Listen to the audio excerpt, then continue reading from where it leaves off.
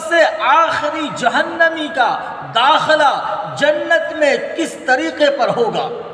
جب اللہ کے فیصلے ہو چکے ہوں گے، مگر ایک شخص وہ بھی ہوگا جو آخری جہنمی ہوگا اور جنت کے اندر داخل ہونے والا ہوگا، ابھی اس کا فیصلہ باقی ہوگا۔ وہ شخص جنت و جہنم کے بیچ میں کھڑا ہوگا، اس کا رخ، اس کا چہرہ جہنم کی طرف ہوگا اور اس کی پیٹھ جنت کی طرف ہوگی۔ اللہ تعالیٰ سے وہ عرض کرے گا، اے رب العالمین مجھ پر رحم فرما اور مجھ پر اتنا کرم فرما کہ میرے چہرہ کو جہنم کی طرف سے پھیر کر جنت کی طرف کر دے۔ اللہ تعالیٰ اس سے وعدہ لیں گے، کیا تو وعدہ کرتا ہے کہ اس کے بعد کوئی دوسرا نیا سوال نہیں کرے گا؟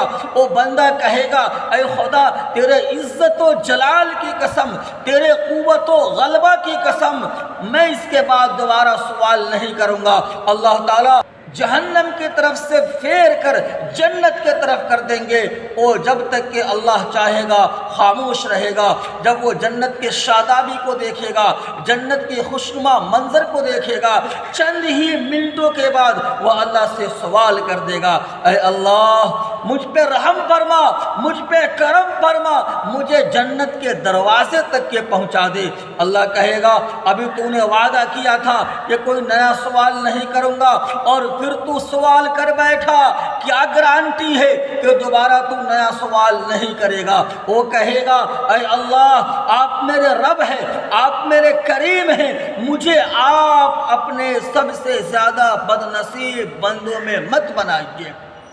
اللہ کہے گا، ٹھیک ہے، اس کے بعد کوئی دوبارہ نیا سوال مت کرنا۔ وہ بندہ وعدہ کرے گا کہ میں دوبارہ نیا سوال نہیں کروں گا۔ اے اللہ مجھے جنت کے دروازے تک کے پہنچا دے۔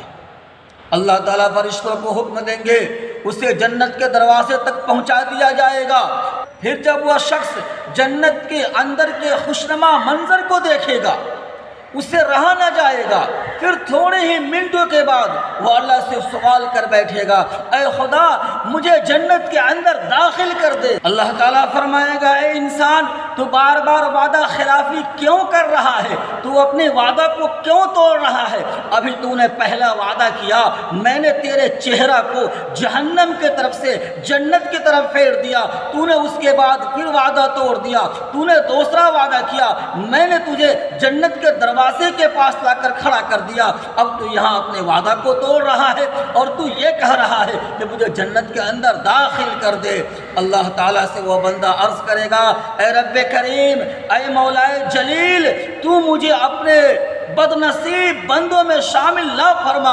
اللہ تعالیٰ کو اس بندے پر رحم آئے گی اور اس کو جنت کے اندر داخل کر دیں گے۔ جب وہ بندہ جنت کے اندر داخل ہو جائے گا، اس کے خواہشات کے انبار اس کے سامنے آ جائیں گے۔ وہ اللہ تعالیٰ سے اپنے خواہشات کا اظہار کرے گا، طرح طرح کی اس کی خواہشیں ہوں گی۔ جب اس کی خواہشوں کی تکمیل ہو جائے گی، اس کی خواہشیں ختم ہو جائیں گی، تو اللہ تعالیٰ اب اس بندے سے اس کی خواہشات کو شمار کرائے گا کہ اے بندہ ابھی تیری فلاں خواہش باقی رہ گئی ہے، اس کی بھی تکمیل کر لے، وہ بھی سوال کر لے، وہ بھی مانگ لے۔ اللہ تعالیٰ الگ الگ خواہشات کو شمار کرائیں گے۔ وہ بندہ الگ الگ خواہشات کو اللہ سے مانگے گا۔ جب اس کی ساری خواہشیں پوری ہو جائیں گی تو اللہ تعالیٰ ارشاد فرمائیں گے، جتنا میں نے تجھے دیا ہے اسے 10 گنا تمہیں عطا کر دیا۔